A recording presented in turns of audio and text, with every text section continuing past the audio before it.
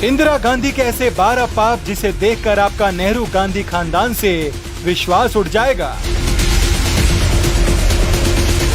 गूंगी गुड़िया से iron lady बनने की ये कहानी बहुत खौफनाक है। इस महिला ने भारत का जितना नुकसान किया उतना किसी ने नहीं किया।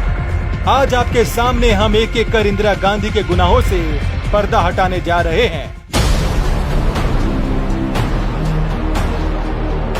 सन 1966 में तत्कालीन प्रधानमंत्री लाल बहादुर शास्त्री की रूस के ताशकंद में रहस्यमय तरीके से मौत हो गई, लेकिन जांच नहीं की गई। इस संदिग्ध मौत से सबसे ज्यादा किसे फायदा हुआ? केवल और केवल इंदिरा गांधी को, जो प्रधानमंत्री बन गई। ये दुनिया का ऐसा पहला केस है जिसमें किसी सॉवरेन कंट्री के हेड की विदेश में संदिग्ध मौत हो गई और उसकी जांच तक नहीं कराई गई। 7 नवंबर 1966 को करपात्री महाराज के नेतृत्व में हजारों गौ रक्षकों ने गौ हत्या पर पाबंदी लगाने की मांग को लेकर दिल्ली कूच किया, लेकिन इंदिरा सरकार ने संसद के बाहर शांतिपूर्ण प्रदर्शन कर रहे गौ रक्षकों पर गोलियां चलवा दी। इस नरसंहार में सरकारी रिपोर्ट के अनुसार 250 सन्यासी मारे गए और अनौपचारिक आंकड़े कहते हैं कि 5000 संतों ने अपना जीवन खो दिया। हिंदुओं के स्वाभिमान को कुचलने का ये सबसे बड़ा कुत्सित प्रयास था। 1969 में मोरारजी देसाई के नेतृत्व में कांग्रेस के दिग्गज नेताओं ने इंदिरा गांधी के तानाशाह रवैये से तंग आकर पार्टी छोड़ने का फैसला किया, जिससे इंदिरा सरकार अल्पमत में आ गई और उनके पास 220 सांसद ही बच गए। लेकिन बहुमत पाने के लिए यहाँ भी इंदिरा ने क्रूर खेल खेला। उन्होंने कम्युनिस्ट पार्टी के साथ गठबंधन कर लिया, लेकिन इस गठबंधन के एवज में देश के सभी प्रमुख शिक्षण संस्थानों पर कम्युनिस्टों का कब्जा हो गया। इस सौदे के मुताबिक कम्युनिस्ट को जेएनयू पर पूर्ण नियंत्रण दे दिया गया।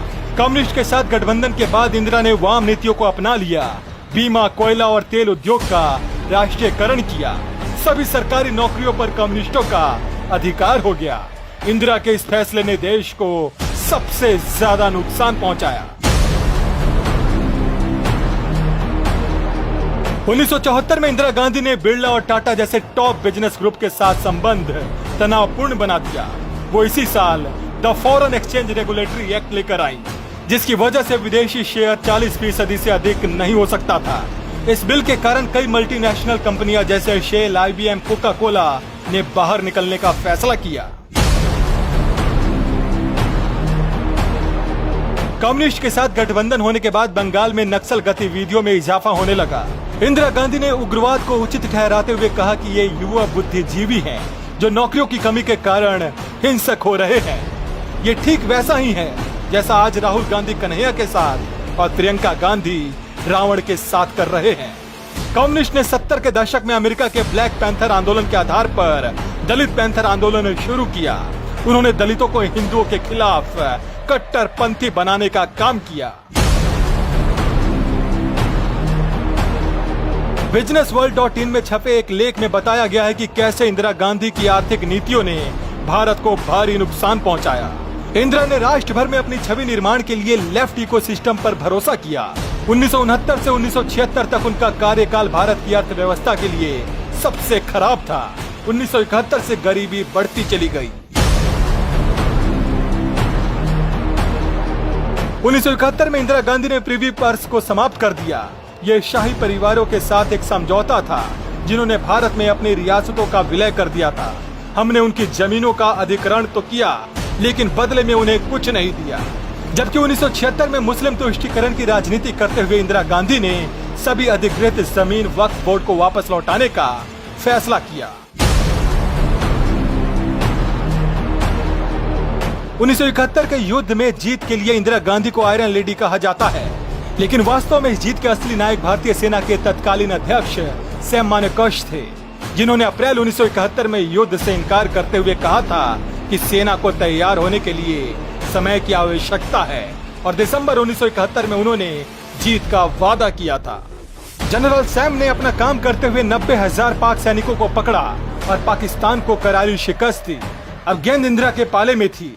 वे 1972 के शिमला समझौते के तहत कश्मीर मुद्दे को आसानी से सुलझा सकती थी, लेकिन उन्होंने LOC पर सहमति जताते हुए इसे और भी खराब कर दिया। आज कुछ मूर्ख कांग्रेस पर भ्रष्टाचार के आरोपों पर पर्दा डालने के लिए मोदी सरकार को जिम्मेदार ठहराते हैं, जबकि सच्चाई ये है कि इंदिरा गांधी ने ही न्यायपालिका को तहस नहस करने का काम किया। इंदिरा ने 1973 में 3 वरिष्ठ न्यायाधीशों को दरकिनार कर एक लचीले न्यायाधीश को चीफ जस्टिस ऑफ इंडिया नियुक्त किया। सुप्रीम कोर्ट के इतिहास में इसे आज भी काला दिन के रूप में याद किया जाता है। 1975 में इंदिरा गांधी ने देश में आपातकाल थोप दिया। दरअसल 1971 में रायबरेली सीट से चुनाव जीतने के लिए इंदिरा गांधी ने सरकारी तंत्र का गलत इस्तेमाल किया था।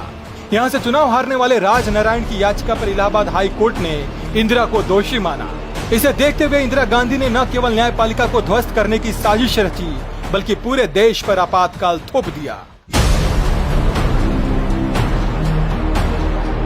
1967 में सुप्रीम कोर्ट की संवैधानिक पीठ ने अलीगढ़ मुस्लिम विश्वविद्यालय को अल्पसंख्यक दर्जा देने से इनकार कर दिया, लेकिन इंदिरा गांधी ने 1981 में मुस्लिम तुष्टीकरण करते हुए संवैधानिक संशोधन द्वारा अल्पसंख्यक का दर्जा बहाल कर दिया। ये वही इंदिरा गांधी थी जिन्होंने 1966 में हिंदुओं की एक साधारण मांग को लेकर हजारों साधुओं की हत्या कर दी थी। नक्सलियों और दलितों को कट्टर बनाने के बाद आरोप है कि इंदिरा गांधी ने पंजाब में भिंडरावाले को खड़ा किया, जो बाद में उनके नियंत्रण से भी परे चला गया। अकाली दल की बढ़ती लोकप्रियता का मुकाबला करने के लिए तत्कालीन गृह मंत्री जैल सिंह ने भिंडरावाले को ताकत दिया। बाद में पंजाब में हालात बेकाबू हो गए। अलग देश की मांग ने जोर पकड़ लिया। तानाशाह इंदिरा कभी कूटनीति में सफल नहीं हुई, इसीलिए उन्होंने ऑपरेशन ब्लू स्टार का आदेश दिया, जो बाद में उनकी हत्या का कारण भी बना। अगर आप राजनीतिक जीवन में इंदिरा गांधी द्वारा लिए फैसलों को गहराई से देखेंगे तो उनमें से अधिकांश फैसले तानाशाही से भरे कठोर और हिंदू विरोधी रहे हैं। ऐसे में ये बात कहने में कोई संकोच नहीं कि आज हम सभी इंदिरा गांधी के पापों की कीमत चुका रहे हैं।